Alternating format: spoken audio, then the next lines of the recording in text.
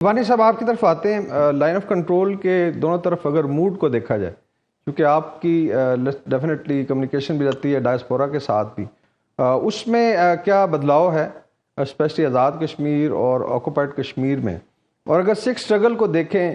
اس میں they don't have a state, ان کے پاس کوئی منسٹری آف فارن افیئر نہیں ہے، لیکن خالصتان کی موومنٹ نے بڑا زور پکڑا ہے، اس سے کوئی لیسن ملتا ہے کہ کشمیری ڈائسپورا، کشمیری پاکستان گورنمنٹ اور آزاد کشمیر کی گورنمنٹ کو ابھی ایگریسولی موو کرنا چاہیے، جس طرح جنرل مصطفیٰ نے مینشن کیا کہ شاید ایک سٹیج پہ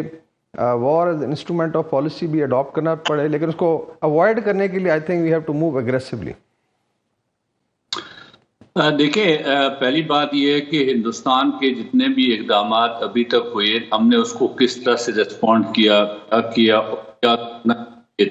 یہ ایک بہت بڑی ڈیبیٹ۔ 5 اگست 2019 کے بعد کیا ہونا تھا یہ ہم سارے کہتے آ رہے ہیں اور کرتے آ رہے ہیں، لیکن ہم نے دیکھا کہ ہندوستان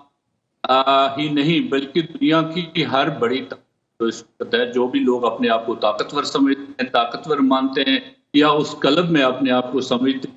وہ سمجھتے ہیں اپنے آپ کو کہ وہ اکاؤنٹیبل ہے، ان کی کوئی اکاؤنٹیبلٹی نہیں ہوگی، اور دنیا کا طریقہ کار بھی وہی ہے۔ لیکن جہاں تک ہندوستان کے اقدامات کا تعلق ہے مقبوضہ کشمیر کے اندر، کشمیری عوام کی کبھی یہ نو امید تھی، انہوں نے یہ توقع تھی کہ بھارتی سپریم کورٹ ان کے حق میں کوئی فیصلہ کرے گی یا کوئی ایسا فیصلہ کرے گی جس کو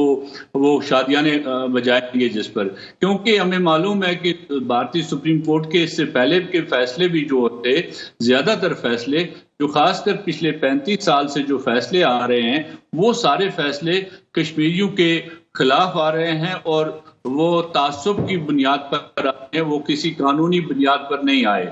دوسری بات یہ کہ کشمیری دونوں اطراف کشمیر، خاص کر مقبوضہ کشمیر کے کشمیریوں کے پاس آپشن ریزسٹنس کے بغیر کچھ نہیں ہے، اور وہ ریزسٹ کر رہے ہیں۔ انہوں نے اپنی ریزسٹنس نہ سپریم کورٹ آف انڈیا کی اجازت سے شروع کی تھی، نہ ان کی اجازت سے اس کو بند کریں گے۔ یہ ریزسٹنس اقوام متحدہ کی UN سیکیورٹی کونسل کے جو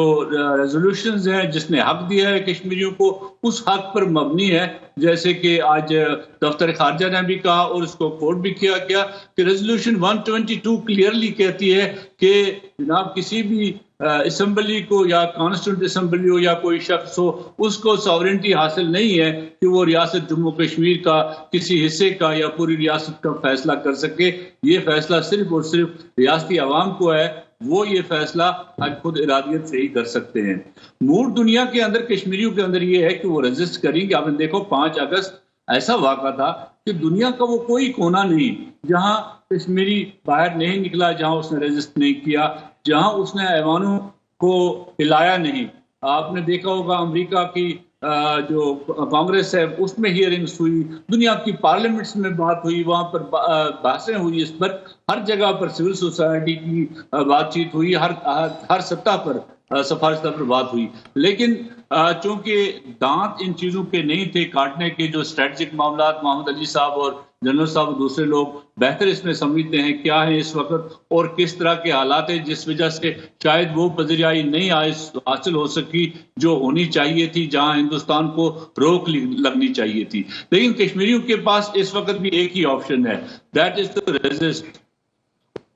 اس کے لیے وہ اپنی قیمت ادا کر رہے ہیں، کرتے رہیں گے، لیکن خدشہ یہ ہے کہ یہ قیمت اتنی بڑھ جائے گی کہ اس خطے کے جو لوگ ہیں، ہندوستان کے، پاکستان کے لوگ، ان کو بھی شاید اس کی قیمت ادا کرنی پڑے گی۔ جیسے جنرل صاحب کہہ رہے تھے، اگر یہ حالات وہاں تک پہنچ گئے، چونکہ کشمیر کے اندر آپ نے کشمیریوں کا جینے کے حق چھین لیا، ان کو آپ دیوار سے لگا رہے ہیں، آپ جس طرح کی کارروائی کر رہے ہیں اور دنیا کچھ نہیں سن رہی ہے، تو آپ کشمیر کے لوگوں کو